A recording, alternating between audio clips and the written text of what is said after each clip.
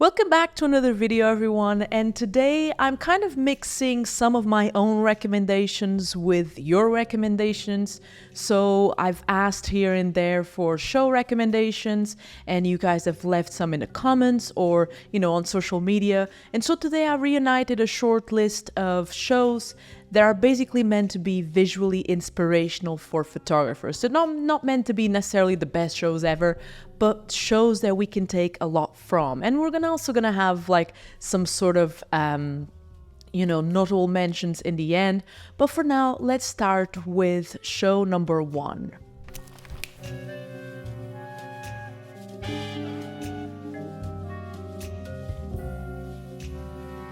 Twin Peaks was created by Mark Frost and David Lynch and revolves around Dale Cooper, an FBI agent en route to Twin Peaks, a little town where a murder took place. The murder of Laura Palmer, a beloved high school girl who seems to have ties to everyone in the community. Now, if you're familiar with David Lynch's style, you know it's quite unique and it blends various surrealistic elements to his already unconventional storytelling technique. And Twin Peaks is no stranger to this. In it, we're introduced to a lot of dream sequences, ideas of doubles and doppelgangers, to strange atmospheres or realms. Something to watch out is art direction and cinematography, of course. The palette of colors is absolutely beautiful, with an emphasis on warm colors, reds, pinks, mustard yellows, and a few browns. Many great textures to look for on floors and walls that you might appreciate from a visual standpoint.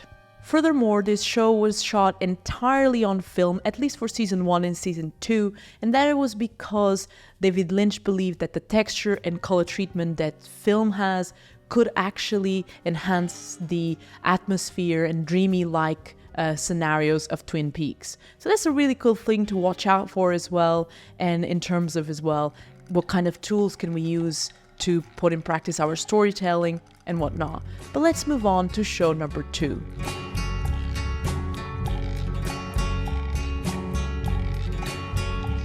This was a great show to watch, at least for me, especially for its non-linear narrative. So as the story goes, 2 detectives from the Louisiana State Police investigate the murder of a woman in 1995, and during the course of their investigation, they have to battle with their own demons.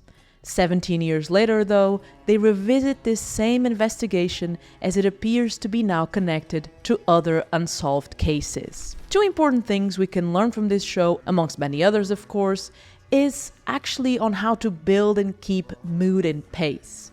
How to create a mood through visual language, for example, color palette, muddled light, objects, etc., and pace because we're dealing with essentially multiple times and spaces. This show also focuses a lot on translating human condition, that depth and emotional complexity of its characters into images. So it's a great watch, if for no other reason, that alone. So how do we communicate a character's inner feelings or their own battles, what they're going through? How can we, for instance, apply this to portrait photography, documentary photography, when we're working with a specific subject? And so this is very interesting to explore the psychology of the people that we're perhaps going to encounter and shoot in life. And so this is really important from this point of view, at least for me. So let's move on now to show number 3.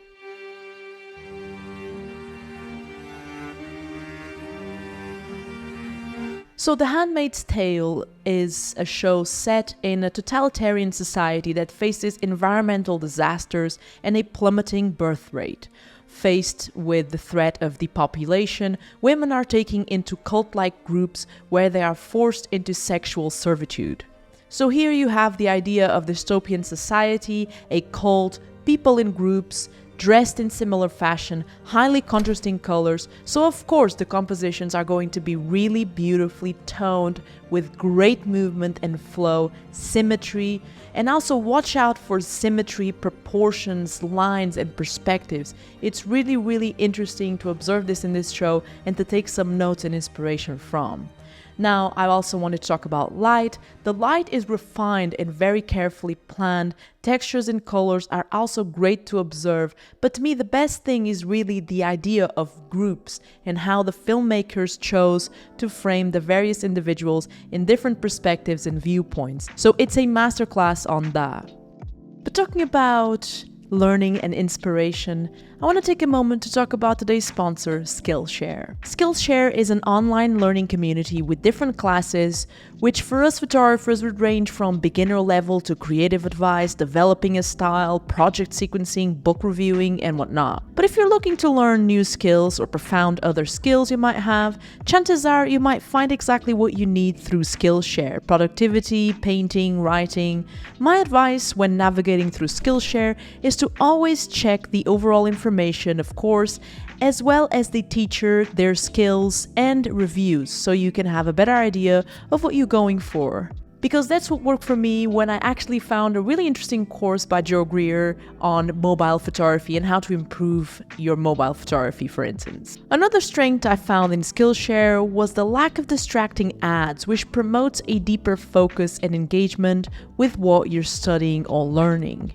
So more information will be down below for those of you wanting to explore and join Skillshare, whether that is because you want to learn something new, profound a skill, or stay inspired. And so for the first 500 people using the link down below, they will get a 1-month free trial with Skillshare. And by the way, I want to thank them so much for sponsoring this segment and you for watching. Now let's go back and check what other shows we can watch for inspiration and more lessons.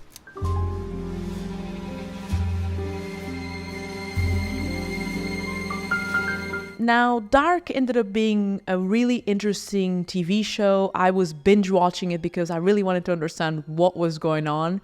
And I kind of obviously found the whole thing very interesting, visually speaking, but also from a point of view of storytelling, narrative, script, and whatnot. And to me, I would describe it as possibly being the love child between Stranger Things and True Detective Season 1. So that says a lot in on its own. And I say Stranger Things for the 80s background and True Detective for the eerie aura and mystery of the show, which of course leads to some amazing visuals that we can all draw inspiration from.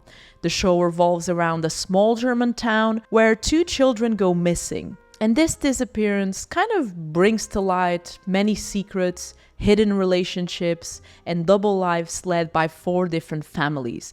And the reason why I say this show can be heavily inspirational is because it blends elements of many different genres, from crime to science fiction to historical drama, and it's also a show that makes you think out of the box. And as creatives, we want things that challenge us and make us brew, creatively speaking. And on the same boat, I would actually recommend checking out 1899, also created by the same team behind Dark.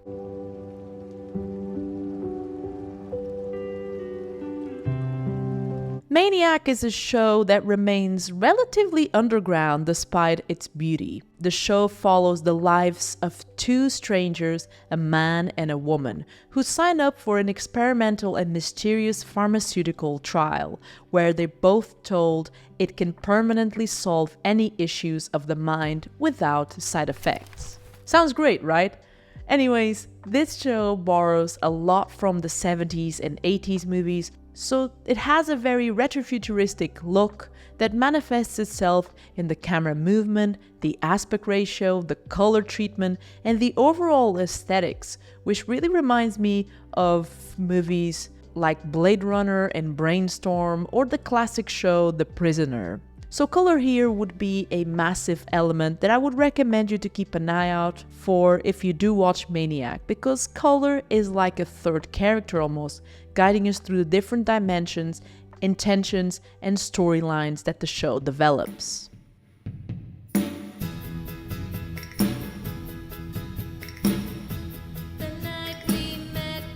So Euphoria was one of those shows I had no idea about prior to your recommendations. And so since you recommended it to me, and you mainly said something around being so visual that it could be really inspirational, that you found it really inspirational. I kind of watched it, I felt the same, and now I'm throwing that recommendation out there for whoever wants to explore this show, because I really think it can bring some interesting things to the table, visually speaking. So Euphoria is a show that follows the lives of different youngsters who seem to be going through some type of crisis, trying to find where they belong, hiding real issues behind masks and insecurities. And because this series also touches on substance consumption, it makes total sense to have these visually rich, strong and bold atmospheres that really translate that paranoia and anxiety a lot of the characters seem to feel. According to what I read, season 2 was entirely shot on Ektachrome film, which was allegedly cross-processed and combined with Kodak's Vision 3 500T, which of course resulted in some unique palettes and tonalities in terms of colors and contrasts.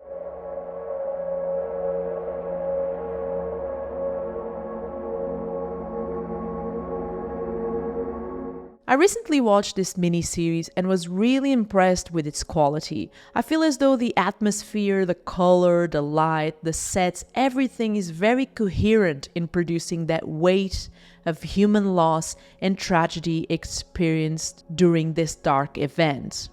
And so, as the name indicates, Chernobyl revolves around the disaster that happened in that small Ukrainian town. And basically, not just only that, but also the devastating consequences that it brought to the people. And so the amount of suffering there, it's really, really, really well done the way this show was, made in terms of being kind of sort of accurate to somewhat historical event, but also like to the weight of the human loss, to the consequences that kind of lasted for generations and generations, to, the consequences that would affect not only the people, but of course, environmental. So, flora and fauna. So, animals as well. It's a very interesting, miniseries that explores as well.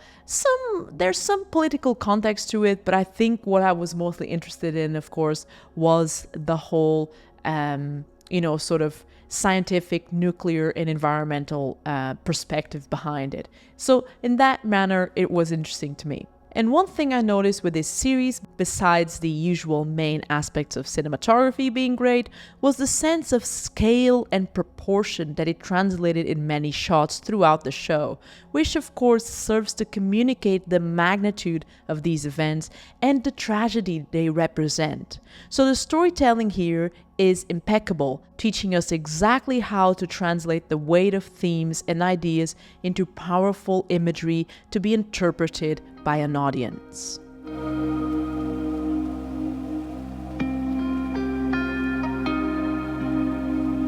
Honestly, I want to thank the many of you that have recommended me Severance. I think it's been an awesome surprise. I wasn't expecting a show this sort of layered and this well put together. And also it's directed by Ben Stiller, or most of the episodes are. So it's very interesting to see a comedian that we all love and kind of watch. I mean, at least watch at some point. Loved, also questionable. I don't know if you guys love Ben Stiller or not, but I'm just saying it's a beloved actor, kind of turned director, and really put out something this significant, which I think directing wise it's a really good show, and hopefully we'll have time to cover some of the main points that we can learn from it. Otherwise, maybe I can dedicate a video to it. If you guys would like to see it, let me know, because I think it's a really good show. But Severance revolves pretty much around the character of Mark, who is an office team leader at a company called Lumen. And basically, Mark is a severed employee, meaning that his memories have been surgically divided between work life and personal life. So basically, Mark and many of his colleagues have no memory of who they are when they're at work, and no memory of what they did or the person they are outside of work. And everything is quote-unquote normal until one of Mark's previous teammates approaches him outside of work and tells him that everything at work is a lie. Now, this show, I have to say, has a very clean-cut minimalistic approach which suits the atmosphere, the narrative, and enhances the eeriness of it all. The compositions are brilliant, and I found myself really stopping to admire them. The lines, the perspective, the symmetry, it's almost as if we're watching a Wes Anderson movie but set in a dystopian sort of world of George Orwell. And so I think that this show, the visuals of this show touch on the main themes that the show also explores. So it's a great idea as well to learn how to do that. So essentially we can learn with this through many different shows, but see how many different shows really use like tools, techniques, camera angles, movement, symmetry to really kind of built on that sort of idea or theme that the script has, or that basically needs to transmit. So in here we're talking about themes of alienation, identity, almost like an identity crisis of the self. Like, what does it mean to be yourself? Basically, we're having a look at people that choose to be severed. It's almost like I'm here doing YouTube videos, so I'm doing my work, and outside of here, I don't know who I am. I have no idea what I'm like. And when I'm on the outside, I have no idea what I do for work, or kind of, who I am at work. So it's a very out of the box kind of concept.